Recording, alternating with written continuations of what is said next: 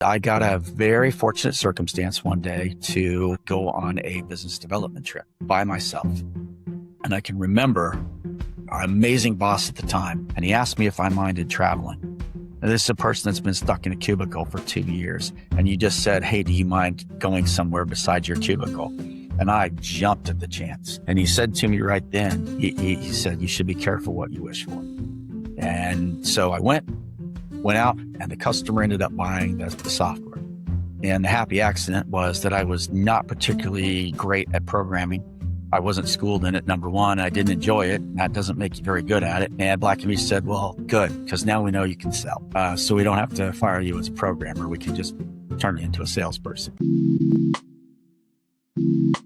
Welcome to The Meter, the podcast that digs into the origin stories of the founders, inventors, and entrepreneurs creating exciting innovations in a less exciting but very necessary field, the utilities. We go deep into the trials, risks, and successes that these folks experience, all to make our basic necessities run better, whether that's your tap water, electrifying your home, or bringing internet to your phone. I'm your host, Andrew Dugan. One of my favorite things about making this podcast is hearing the serendipitous nature of people's entrepreneurial journeys, and today's episode is quintessentially that. Corey Williams has had an incredible career in water, working at large consulting firms, vendors, sitting on boards. He's currently the vice president of WEF, and he didn't plan for any of it. After 3 summers of interning at Black & Veatch at their headquarters in Kansas City and graduating with a civil engineering degree from Kansas State, he was planning on going to law school. The universe had other plans, and he was unwittingly thrown into the tech world, which was in its infancy in 1992. And software for utilities ended up becoming the overarching theme of his career. My whole career has been just a series of happy accidents. I mean, it really has. I love to say that I strategically visioned it out, and not at all. The way I got started in quote computers is that I got hired on at Black & Veatch as a summer intern after my freshman year of college. And, they just sort of randomly, to my knowledge, they randomly assigned me to one of the departments that had requested a civil engineering intern. And that happened to be the computer department. And like every summer as I was going back to Black & Veatch, I did all of my internships with Black & Veatch. They would tell me, well, okay, now this summer we'll put you in a design group and we'll get you into that. And I would end up in the computer group. And okay. And so when I got hired on at Black & Veatch permanently, they called, and in part of the offer, they said, listen, we know that you spent all your summers in the computer group and we never got you into the design group. So here's what we're going to do for you, actually, your first year. There's 4 different groups we're going to rotate you through, and you're going to spend 3 months in each of those 4 groups.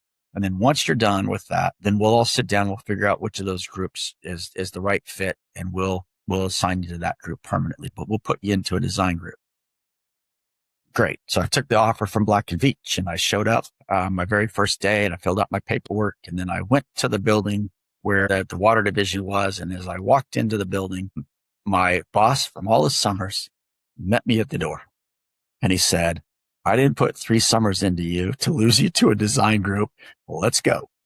And I went up and we sat in the cubicle in the computer group, and I never went to a design group, not one time. So it was just pure luck. I think I had 1 computer class in college, and maybe that caught somebody on my job application or resume when I was a freshman, and it stuck.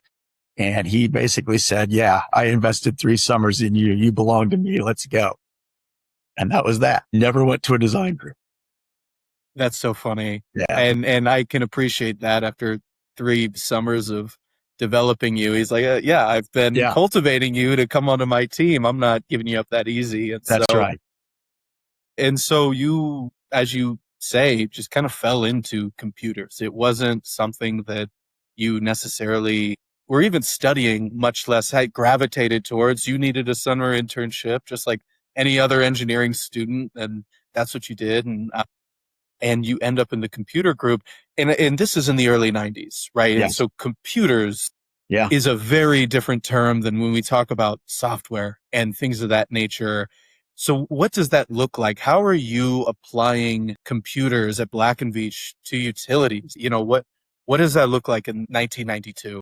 So yeah, and that was the later stage. My first summers. To be fair, my first summer, I did a lot of hole punching and stapling and putting manuals together. Like, you're a freshman to college, you don't know much, no matter what you're doing. As I went back, I started to get more and more into, they had me doing some work with databases. It was also very early days of just the silly things of like getting your computer, like when it froze up, like what do you do? And there really was not like an IT, an internal help desk type department. Anybody that had a problem on, we were back in those days, you still had your PCs on rolling carts with, dual floppy drives and small hard drives. And so if people would run into a problem or they'd need to do something, they would just come to, in theory, what was the quote computer group, and it became a de facto help desk. Right. So I would do little stuff like that, little programming stuff, like even like DOS batch files way back in the day, right? To help people now create menus and stuff. And as I kept going through that, I started to do more and more with Oracle database and early days of Oracle Forms, building, starting to build out database applications. And the first ones that I was assigned to were maintenance management software and early days of hydraulic modeling, leveraging, EPA Net, EPA SWIM, right, to do hydraulic modeling. And then the one that kind of broke me through was in 1993, the EPA published the 503, the Biosolids Land Application Rules. And so at Black & Veatch, we built a GIS-based software database, ended up being patented, that tracked the land application of biosolids. And I was kind of the lead on that. And another happy accident was I didn't particularly care for programming, kind of in fact hated it, loved who I worked for, loved what I was doing, loved the company, hated my job. And I got a very fortunate circumstance one day to go on a business development trip by myself. And I can remember our amazing boss at the time, and he asked me if I minded traveling. Now, this is a person that's been stuck in a cubicle for 2 years. And you just said, hey, do you mind going somewhere besides your cubicle? And I jumped at the chance. And he said to me right then, he said, you should be careful what you wish for. And so I went out, and the customer ended up buying the software. And the happy accident was that I was not particularly great at programming. I wasn't schooled in it. Number one, I didn't enjoy it. And that doesn't make you very good at it. And Black & Veatch said, well, good, because now we know you can sell.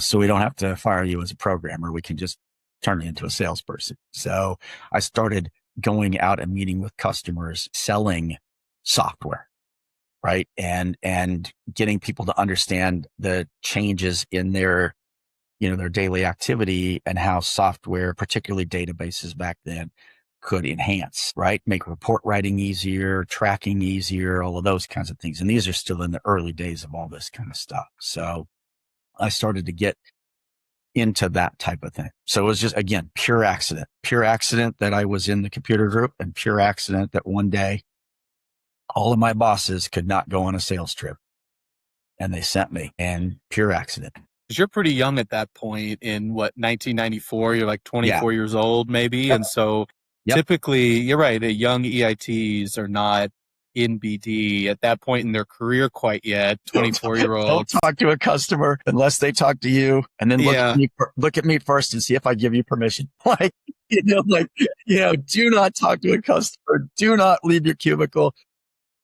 I had a great boss. I was blessed with multiple great bosses at Black & Veatch, but they gave me that freedom, and they trusted that, especially back then.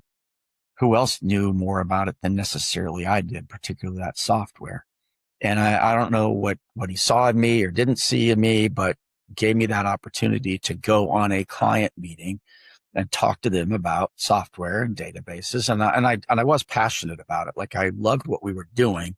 I just didn't like sitting down and writing code, right? But I loved what we were doing, and I loved how that was impacting the industry.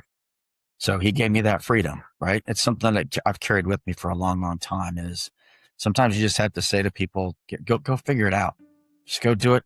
I trust you, and go be you. And it sounds like you guys created a number of software solutions at Black & Veatch in those days. One of them was a like an industrial pre-treatment, software. And, it sounds like Black & Veatch wanted to shut it down. Based on what you had told me in our pre-show conversation, that essentially it was only applicable to a few really big organizations. And for a company as large as Black & Veatch to, support that, it just didn't make sense. But as a small company, it made a lot of sense. And, and you guys ultimately, and tell me, did you buy it from Black & Veatch or you spun it off essentially? And you, after, 13 years at Black & Veatch, you make the leap into entrepreneurship. Now, you had done quite a lot in software sales, at your time there. So I'm sure you felt confident in your ability to sell software. But I'm curious, what was happening in your life that you wanted to make that leap? And I ask because civil engineers are not known for being risk takers. And often people who get into this type of work, they do it because they want to work at a Black & Veatch where they get a stable income, a stable career that, is pretty well defined. And you're throwing that away 13, 14 years into it. Tell me, what's going on in your life to make that big of a leap? Yeah, a couple of things. And, I was absolutely blessed to work for some fantastic people at Black & Veatch. But towards the later stages of that, those people changed. And people came in with different ideas. In fact, the people that came in, no dispersion on them personally, but they did not have any interest in working in the water industry. The division that I was in, they wanted to focus exclusively on energy utilities and to do energy utility work. And that's part of the reason that Black & Veatch said, hey, this software, there's multiple reasons for Black & Veatch saying, hey, we don't want a quote unquote software product. One, in the billable hour model, you don't build a software product and go sell it for a price. You build software at billable hours. So it was largely custom, right? And then you actually have, and then remember, this is early 2000s, late 90s and early 2000s. There's no internal system that lets you do a maintenance arrangement with a customer. Because as an engineering firm, okay, well, I charge you 20% of the license fee. Okay, but what was the license fee? We custom built the software. So there was no license fee. Okay, so 20% of what? And even if I got 20% of what? Let's say it was 100,000, we take 20% of that.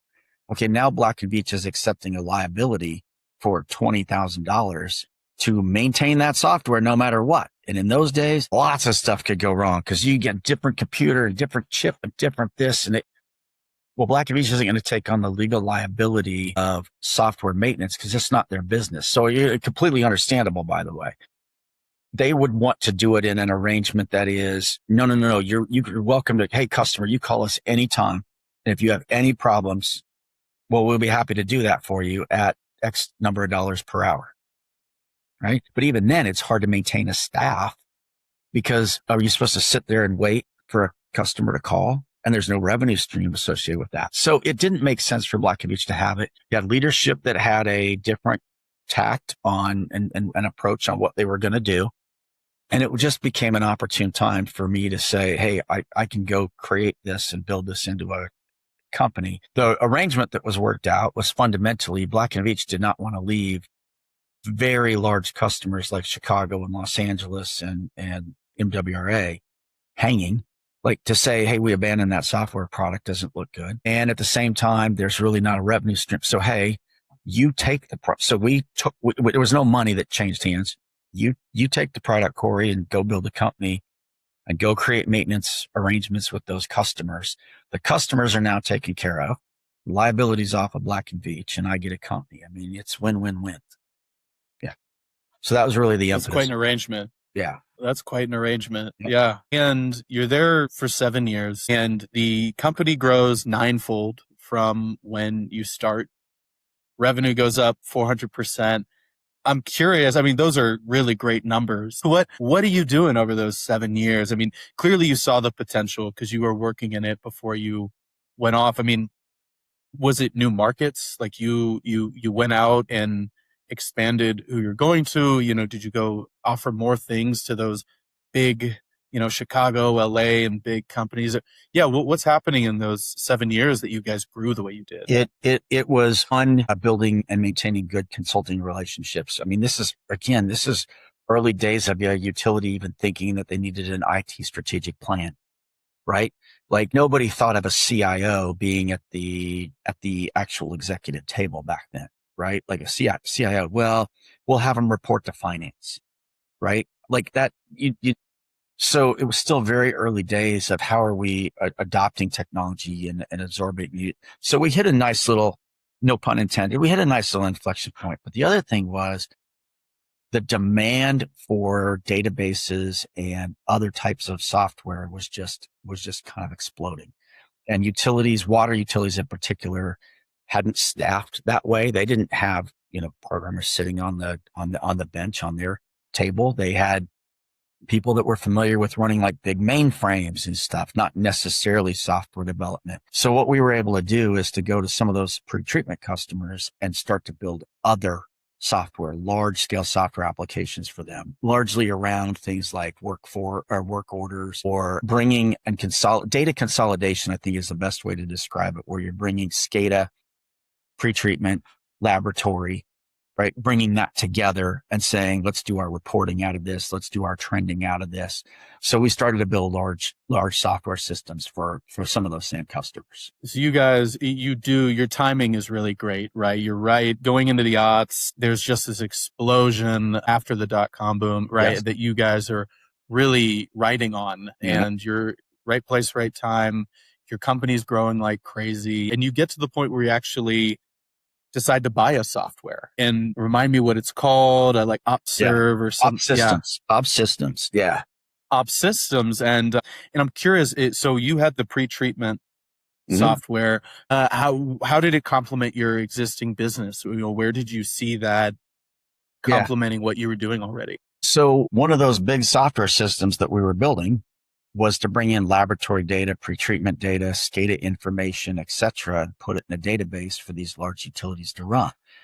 Well, what we find out is that there's a commercial product out there that does that. And that happened to be OpSystems. And I've been working with OpSystems, but OpSystems, in a large part of their history, had been a company that would do that, but at very small utilities.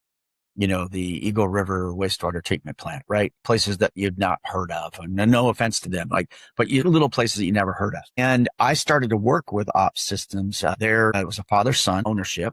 The son was the same age as me. And with my consultancy, we started to bring OpSystems into bigger and bigger opportunities, larger and larger utilities, because what we found out was that the limitation of there was no limitation in the product. The limitation was in the sales approach and who they were selling to, going to rural water shows and stuff like that, not necessarily approaching a Los Angeles, right? Or a St. Louis or whoever it was. So as that started to scale up, we started to see why would we be building this custom thing every time? Why here's a great product that has scalability. So why don't we, and it wasn't let's go buy that. We were in a partnership mode and purely, again, it's just so many happy accidents. The father of the father's son was in his 70s. I had always said, hey, if your dad decides he wants out and you want to partner, we'd love to talk about it. And one day the son comes and says, hey, dad's going to go be a ski instructor at 72, which, by the way, he pulled off successfully. And the son says, let's chat. And next thing you know, we have that software. So that we have systems. Yep.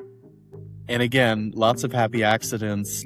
You buy this software and Hawk, one of the big companies in our industry, comes to you and says, hey, we were going to buy that. Who are you? They were probably like, who the heck are you? Yes. And how did you take this from under us? We've been eyeing that and wanted that. And I think initially you kind of told them no. And then they made you an offer you couldn't refuse. And so within a few months of purchasing OpServe, you end up selling it. Yeah. You don't hold on for it for very long.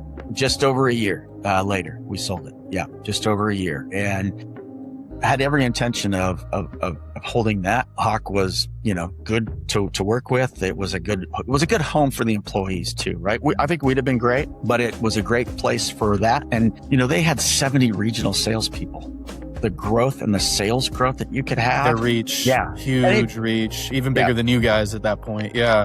Substantially, and to this day. And that is it's one of those wonderful success stories. We were able to show that in the time that we had it and I worked with them that, hey, this can scale up. And then Hawk was able to take it and go just hit the gas pedal completely. So again, I kind of say win.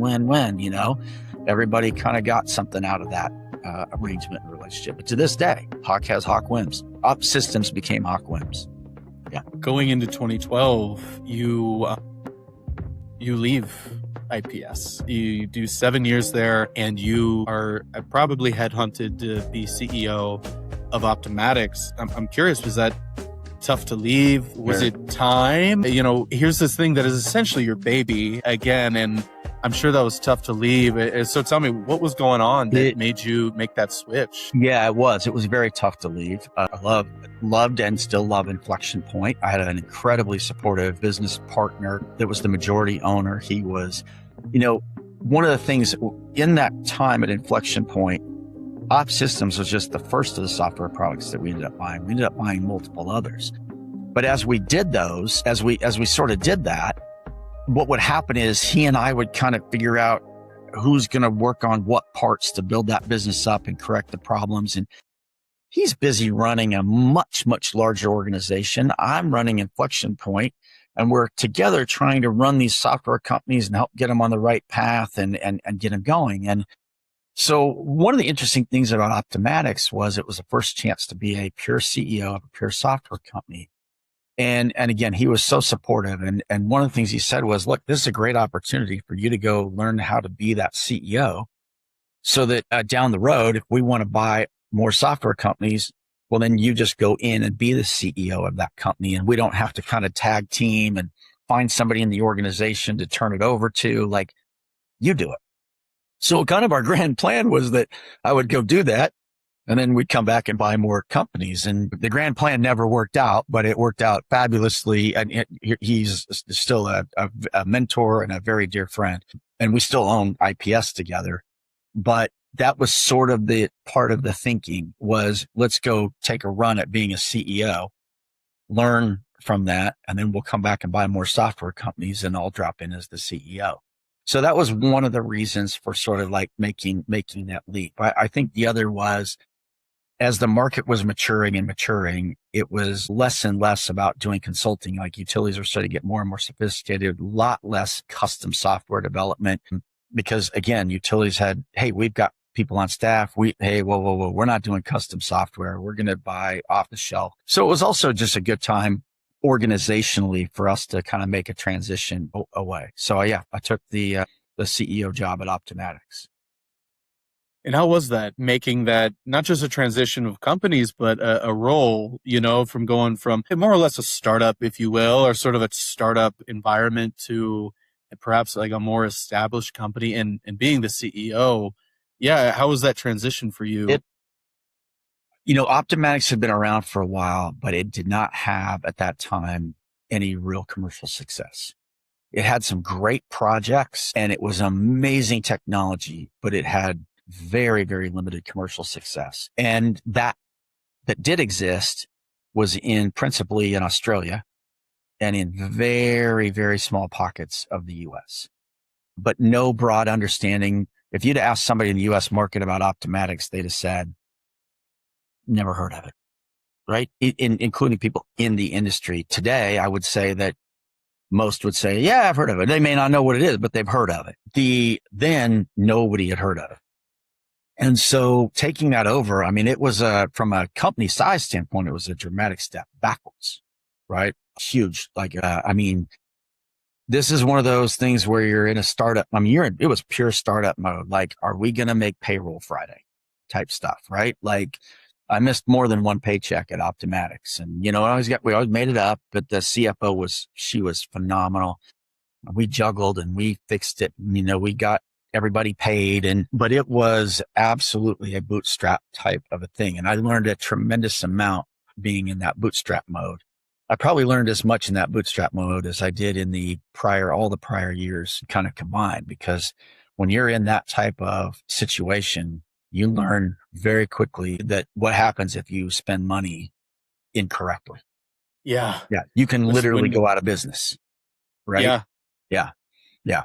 So it was a tricky situation to go into, but it was unbelievably rewarding. And the team was just completely passionate about the product and about what it could do in the market. I mean, clearly a lot happened in the 6 years from when you come in 2012 to 2018. Suez, another big company, comes in and buys you guys. Yeah.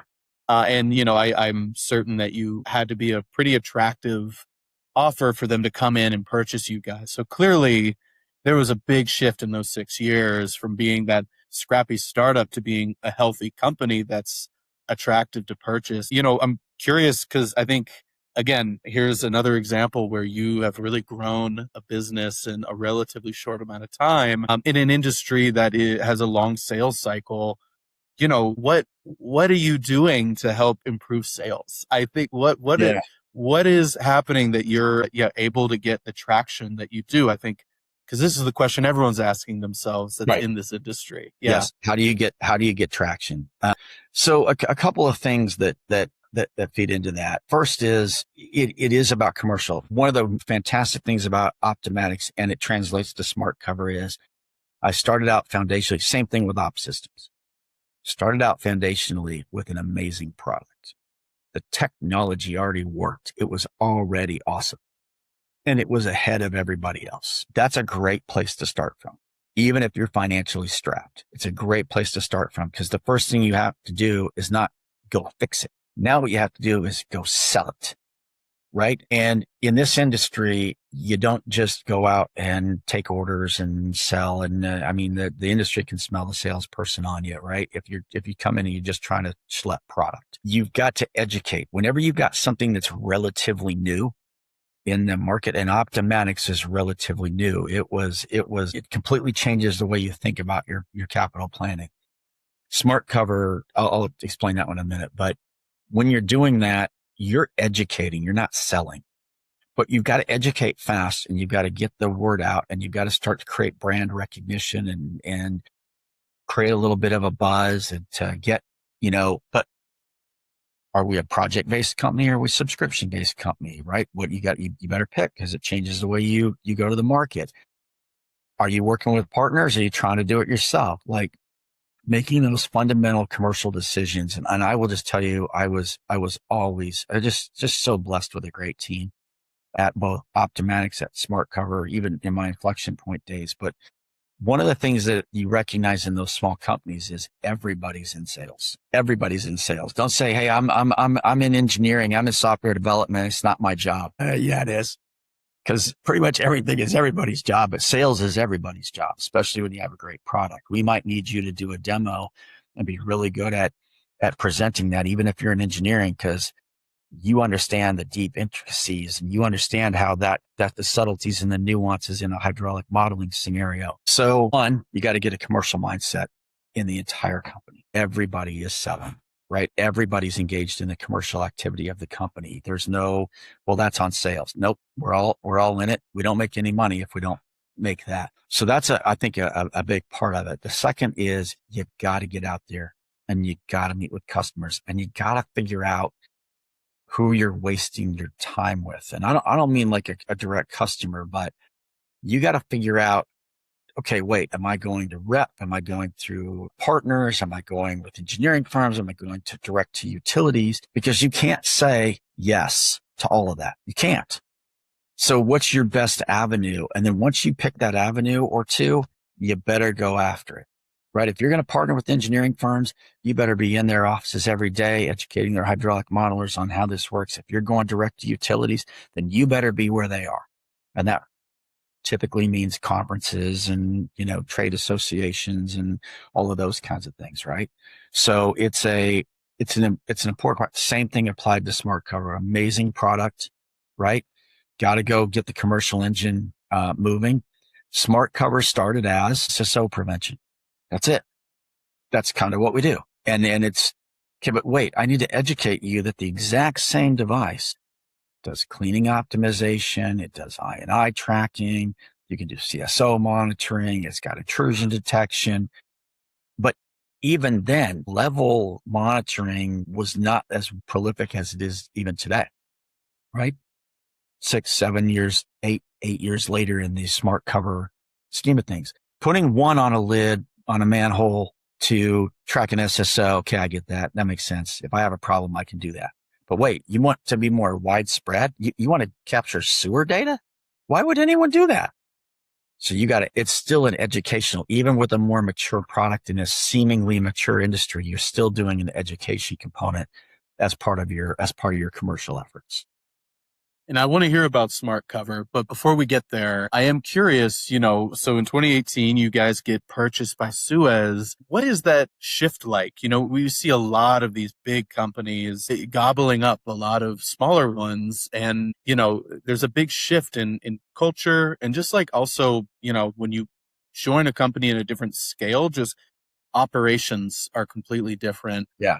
What does that shift look like? Because you stay for 3 years after the purchase as CEO. I mean, so you stay on and everything, but I imagine once the purchase happens that things shift. And I'm curious what that looked like for you as CEO and then also the rest of the company. So it's very interesting that on this, because they're fundamentally different, the Optimatics and the Smart Cover, and I can kind of contrast them because at Optimatics, when we went to Suez, we remained a subsidiary. So our day-to-day didn't actually change all that much. Instead of reporting to a board, I had a boss, but I was still a subsidiary. And so healthcare and day-to-day decisions, very autonomous. We remained very autonomous. Suez had opportunities with Optimatics to use it internally, and that helped. There was obviously educating their folks to sell it elsewhere in the world. But because it was a subsidiary, the day-to-day, especially for everybody sort of below the executive level, was 100% unchanged. Same benefits program, same timekeeping system, same offices, same bosses, everything. It was only at the executive level, again, that, you're kind of running things past as opposed to, hey, waiting for a quarterly board meeting, but it didn't change hugely day to day. Yeah. Because of that. And Optimatics just hit its 30-year anniversary. And to this day, it still has its branding. It's Optimatics, a Suez company, but to your point, it has remained a subsidiary and able to be autonomous in a way and continues to be. And go to market the way that they need to go to market and shift when the market dynamic changes. I mean, I remember my new boss at Suez when I came in the first day. And he kind of comically, but he called me over, he goes, "Hey, don't let us screw you up." Right. And it was funny because there's nothing about Suez that would have screwed up Optimatics, but it was interesting. What he was saying was, don't get caught up in the machine, right? Or the wheel that at that time, this is before Veolia and Suez acquisition. Suez is a multi-billion euro company with 100,000 plus employees. And his point was, don't get caught in the machine. We bought you as a standalone. We want you to remain as a standalone. So behave that way. And that was great and good freedom. And that was the appropriate thing for that company. Completely different than Smart Cover, right? Which you go to in 2021. Yes. Right. And so, I went to Smart Cover in 21. Correct. And so tell me, it sounds like things were great at Optimatics and you decide to go. What attracted you? What drew you to Smart Cover? Was it just a great opportunity, or were things at Optimatics just, hey, it's time for new leadership? Yeah. What caused that transition? Yeah. So a couple things. One, a really, really, really awesome people underneath of me that were ready to move up at Optimatics, right? The person that was the COO was ready to be a CEO, and he was ready for that. And we should all be proud. If I don't take credit for his accomplishments, but we should all be so lucky as to have that person underneath of us that's coming up, that's ready to take that position and is going to do it better than you did it. Like you actually should be happy about that, right? Instead of feeling threatened by it. So that was one. The other thing was, it was right time for me to start moving into a broader Suez role in North America. And so I'd been offered a broader Suez role in North America. And right about the time of that offer was when Veolia lobbed their hostile takeover bid for Suez. It wasn't, that's not what it was. And I don't mean to mischaracterize, but they bought like 18% of Suez, and that 20%, it would have meant it was a hot anyway.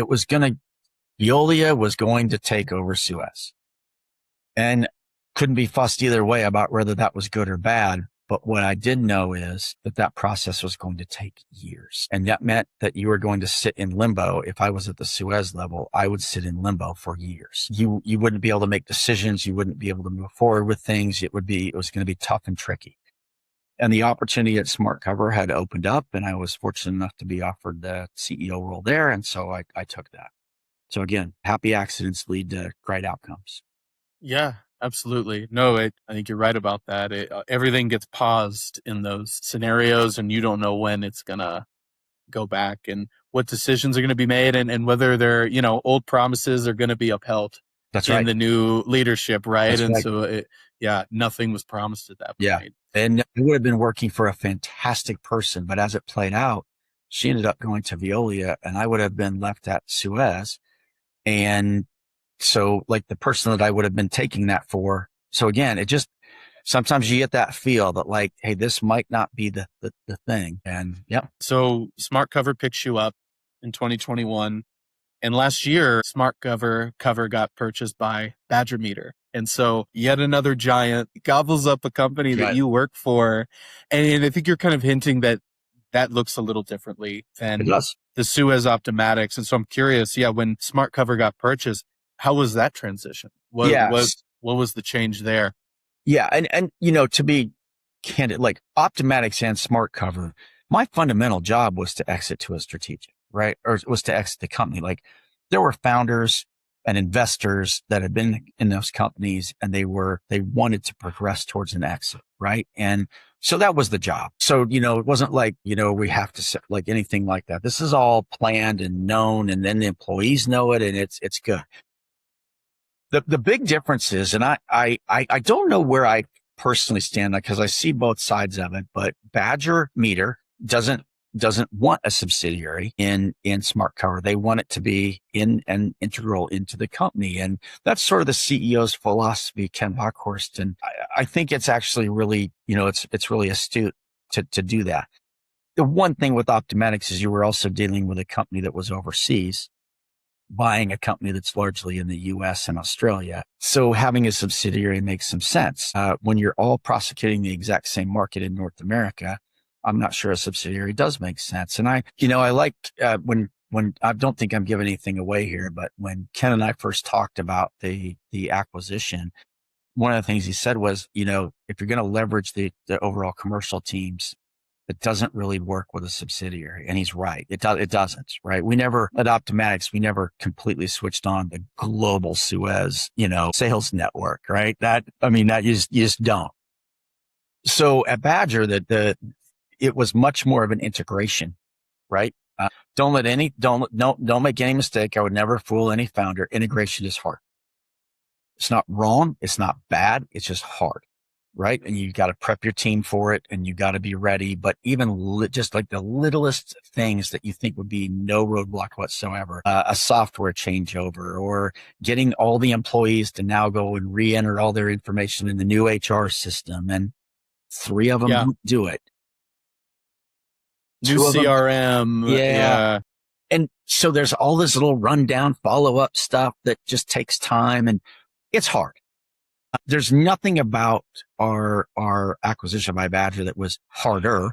It's just, that's what integration is. It's tricky, and you plan for it. No matter what you plan for, there's going to be a couple of curveballs. But I also like that the integration comes with okay, you're part of the company. We're in the Beyond the Meter. We're in the Blue Edge suite. So you've got a new home for everything, right? You're not like, oh yeah, and we have a subsidiary. No. We're Badger Meter. And that changes the context for the team as well, right? You say, oh, no, we actually are part of the company. Like, I don't know that anybody, when I was there, it's been a number of years, obviously it's been more than 5 years since I was at Optimatics, But I don't think any of us at the time thought of ourselves as Suez employees per se. Maybe late in that we did, but not right off the bat. Whereas with the Smart Cover, you think of yourself as within 12 months, you think of yourself as a Badger Meter employee, right? And you changed out the logo shirts and all of that fun stuff, right? And instead of Optomatics, a Suez company, it's Smart Cover, a Badger Meter brand and company. So, but important difference. Yeah. And I think that one of the nice things is that you get through the integration in the first year. And then in the second year, you actually start the assimilation. And those are different, right?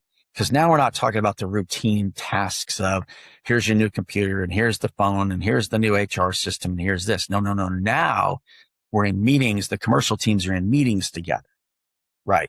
And they're okay. We're sharing leads and opportunities, and how do we craft a story here that is more holistic and let's talk about this customer, and well, we've got stuff and you've got stuff. We should be talking to them to get you actually start to assimilate, and I think that's a very powerful thing to continue to grow the company at the pace that it was at, and even above. So as part of that assimilation, you got a new role last year, right? And so tell me if I'm wrong, you're no longer CEO, you're the lead of the company's mergers and acquisitions practice. Yes. So you got a new job as part of this. And what does that look like? I know it's kind of new for you. It's been a year, but it's a lot of fun. I still, I'm fortunate because they still let me participate in helping Smart Cover grow. From a business development standpoint. But what's nice is that Badger Meter is buying companies, and somebody needed to be the inbound ingestion of those opportunities and to kind of vet through. And until I was in that role, no one had ever actually run mergers and acquisitions for the company. The executive team did a great job, but it was always a piece of their job. And so it's nice to have that, like a dedicated, focused role. I think the other part of it is that, when I really think about the assimilation piece, getting the team under a person, the person that took Smart Cover as the GM is Kim Stahl, and she's wonderful, wonderful person. But she's been at Badger Meter for a while. I was not. It's hard for me on that assimilation piece to help the team navigate, right? Hey, we've got a XYZ issue. Who do we call? Well, if they call me, I'm just calling 5 other people to find out who to call. But when they talk to their boss, which is now Kim's like, I know the 3 people that we need to pull into this. And she pulls them in.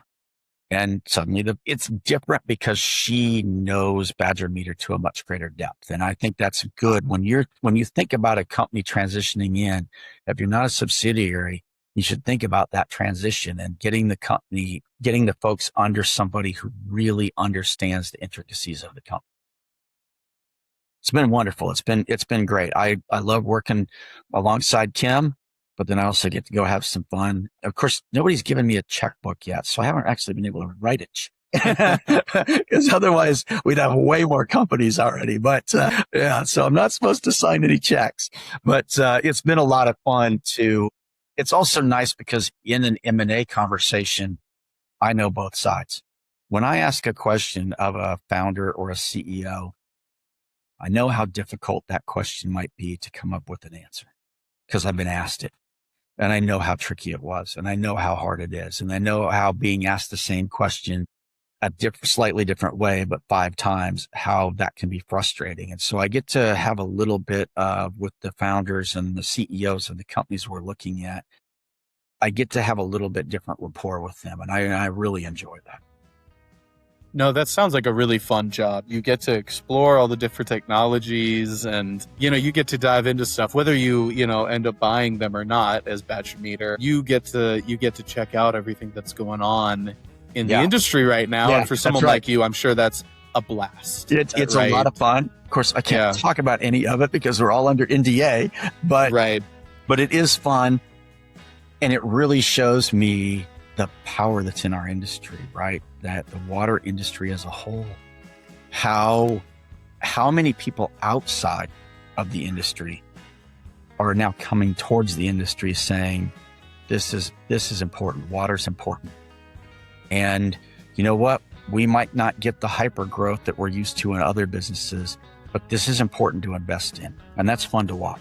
Yeah, we need that new blood. Yeah, it has been good. And there's been some serious success stories of people coming from the outside with new ideas and new perspectives that have already made big impacts on our industry. And I'm with you. I hope that continues, and we need it. You know, we need that fresh blood. And so you are, is it vice president right now of WEF? Yep. And so you're doing the executive circuit. You got a few more years of that left. A little more, yeah.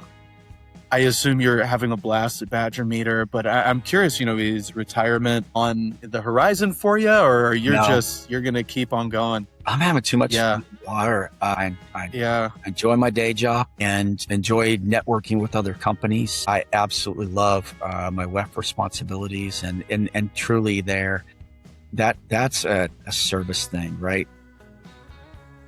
I get the title and that's wonderful, but that is not what it is. Like it should be the reverse. Like I should be the one serving. There's so many amazing volunteers throughout the industry and in the WEF communities, and what they do from the workforce, from the community engagement, like what they do in this industry is fascinating to watch. And I get to sit back and love every second of it, right? It is fantastic. So no, I don't see myself slowing down anytime soon. No, I'm loving what I do. I'm at the point where I should start thinking about retirement, but it's not really at the forefront yet.